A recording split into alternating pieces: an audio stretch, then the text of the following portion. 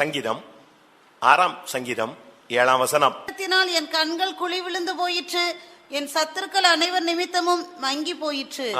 துயரத்தினால் என் கண்கள் குழி விழுந்து போயிற்று, என் சத்துருவின் நிமித்தம் என் கண்கள் மங்கி போயிற்று. கண் மங்கி போன ஒரு சூழ்நிலையை அதுக்கு காரணம் சொல்றாரு. கண்ணு கெட்டு போல, கண்ணு மங்கி போச்சு. காரணம் என்னன்னா, இந்த சத்துருக்களுடைய போராட்டம். சத்துரு விடாம, இன்னைக்கு சத்துருன்னு சொன்னா சத்தியத்தை சொல்றதுனாலே உங்களுடைய நம்மில் அநேகர் சத்துருவா மாறிட்டோம்.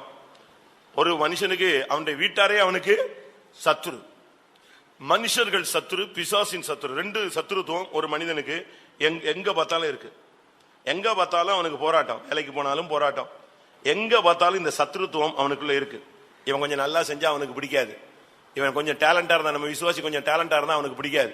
கொஞ்சம் முன்னேறிட்டா அவனுக்கு பிடிக்காது. கொஞ்சம் வளர்ச்சி அடைந்தா பிடிக்காது. இங்க வேதம் சொல்லுகிறது, என் சத்துருக்கள் நிமித்தம் அவைகள் மங்கி போயிற்று. கண்ணு மங்கிருச்சான். இன்னைக்கு எத்தனை விதமான போராட்டங்கள். சத்துரு வரட்டும். பைபிள் சொல்லுது இல்லையா, உலகத்திலே உங்களுக்கு என்ன உண்டு?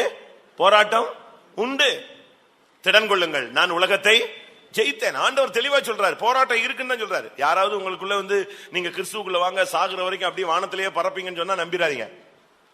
வந்த உடனே போராட்டங்கள் உண்டு, பிரச்சனைகள் உண்டு.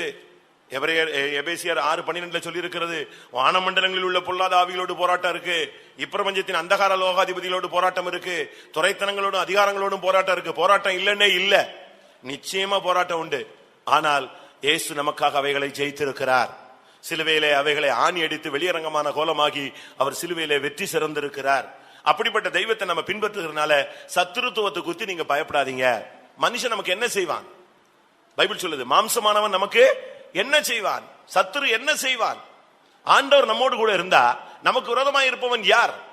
வேதம் அழகாக சொல்லுகிறது, தேவன் நம்முடைய பட்சத்தில் இருந்தால் நமக்கு விரோதமாய் இருப்பவன் யார்? முழு உலகம் நமக்கு விரோதமாக எழும்பி வந்தாலும் கர்த்தர் நம்மோடு இருந்தா அது அப்படி ஆஃப் ஆகும். ஆனா நீங்க சத்துருக்களை பத்திட்டு நீங்க யோசிக்கவே வேண்டாம்.